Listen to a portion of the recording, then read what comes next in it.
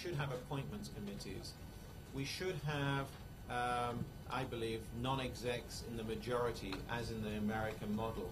And not just a majority of non-execs. The law in Japan should mean that if you're a non-exec, it's not just a nice job when you retire and a bit of a mental stimulus once a month. It means that if you are negligent in your oversight, you can be sued, both by the shareholders and the state. Do that. The other unique thing about Japan is cross-shareholdings. The Japanese shareholders haven't said anything. And it's a big issue, I think, to explore is how does the Japanese system, it's very unique to Japan, of the cross-shareholding play out. I say this in 30 seconds, but basically, in Japan, you can have 11 companies at 5% each, and they control that stock. And if you are a cross-shareholding in Japan, the basic rule, the unwritten rule, is you never sell and you never criticize. Now, we had 80%, the stock was down 80% at one point, and still no comment. All the overseas shareholders were spitting blood and asking for, and demanding for board changes. But they had no power at all. So also the cross-shareholding works on the premise of business relationships. You have a business relationship with the person who owns the shares in you, which again is a conflict situation. Now, to make it right will take several years. You can't just unwind that. You'd have to give a long notice period. But it's not just because of governance. What Japan needs is a very vibrant economy to pay for this 200% national debt, to pay for the rebuilding after the earthquake, to pay for the longest life expectancy in the world when people retire at 60, etc., etc. And what you will find, when I speak to analysts of the Japanese market, there's lots of good companies with lots of good products and value, but they're run by mediocre boards or worse. And there's no creative destruction, and I hate the term, it irritates me even in saying it, but if a poorly performing company outside of Japan, unless it's a national champion, there are exceptions, if it's underperforming, someone will come in and buy it. That doesn't happen because of the cross-shareholding system in Japan. And that would, revitalize the whole. There should be nothing wrong. That's, and I think that would be really good for Japanese capitalism, and nothing to be afraid of. Murdicki.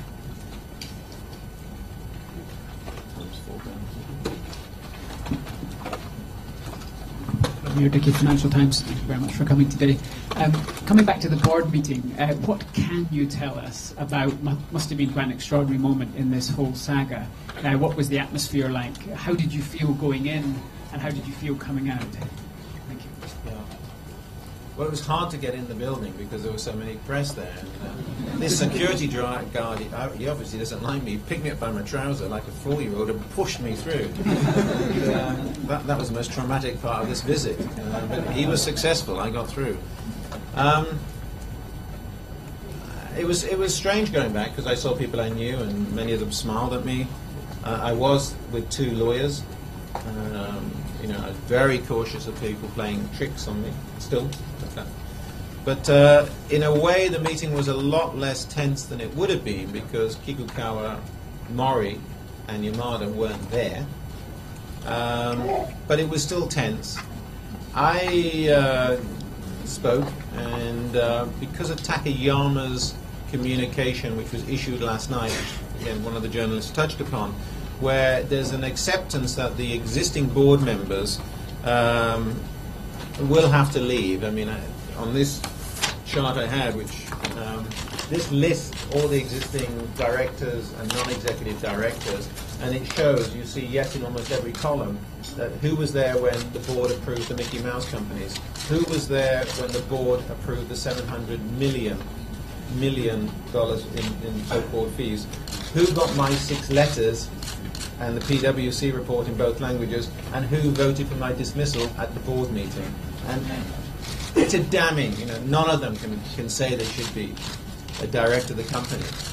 So that's accepted, which was one of my. So in some ways there was some areas of consensus.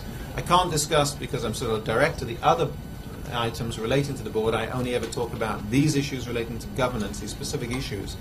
But I made clear, as I have done, that I think it'd be wrong to delist the company. That I think the priority, which I think they are working hard to do, is to get the accounts represented and signed off by the 14th of December to stop automatic delisting. There's also an understanding that these people cannot continue as directors, and that there will come a point hopefully in the near future, that they will stand down, allowing Olympus to move forward. So in that sense, I found the meeting much more constructive than I had anticipated. It may be an anticlimax for the newsworthiness of the story, but I thought we were making progress, and after yesterday's meetings with the authorities, I'm feeling encouraged. The new order is Watanabe-san, the lady with the camera, the gentleman up here.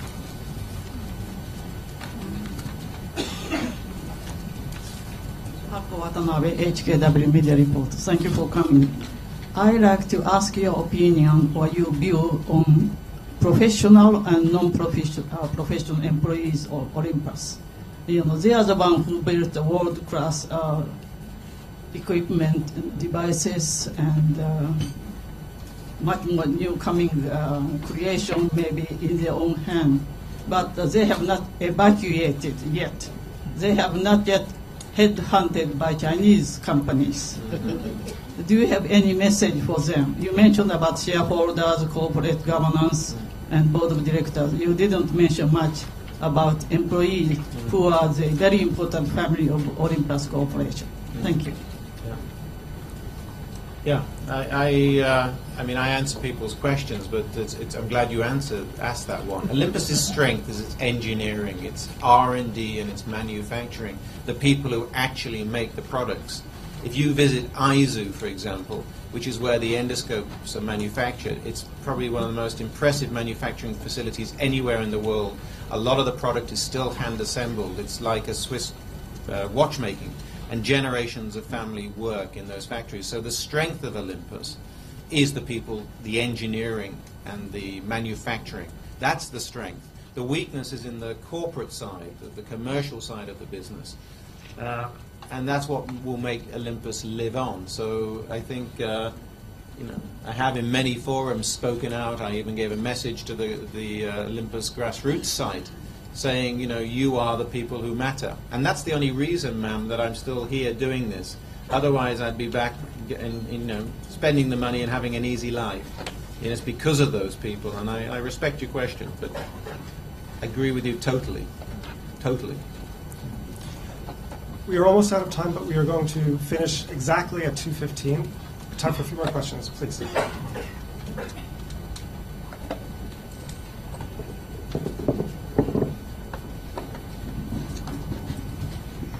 Night, Asahi Shimbun. We haven't heard much about your working relationship with Mori and Kikukawa before you found the factor report. I'd like to know if there was any cultural tensions that emerged before, and even if there wasn't, we've heard that you felt disgust, revulsion, intimidation afterwards. Given that, why are you so willing to step back into that environment? Is it that you maybe have a slight masochistic streak or heroic kind of dream? I am feeling a bit masochistic, actually, listening to these questions. This press conference may be the reason I don't go back to Japan. You changed my orientation. No, I thought Mr. Kikukawa had a lot of charm and a nice smile, and he had chosen me. He'd chosen me to run the American surgical business. He chose me to run the medical business in Europe. And then 3.5 years ago, he chose me to run the whole European business. So I felt some sort of indebtedness, loyalty, if I can use that Japanese expression, and that he was a nice chap, Mori was a bit introverted, a bit quiet, but I thought he was intelligent, and I had no idea there was this other side. And I remember in July, some of you might have come to my inauguration party at the New Artoni. It was going so well. They put on this incredible bash, which I thought was common for every president. I've learned it wasn't. And they invited 700 people, and I sat there, and it was lovely. So I thought, I was being treated with a lot of courtesy, and they were nice chaps, basically, until the 2nd of August at that sushi lunch with the tuna sandwich, when, I'd obviously walked into something, and then they were prepared to fight really, really hard and nastily to protect themselves and the past.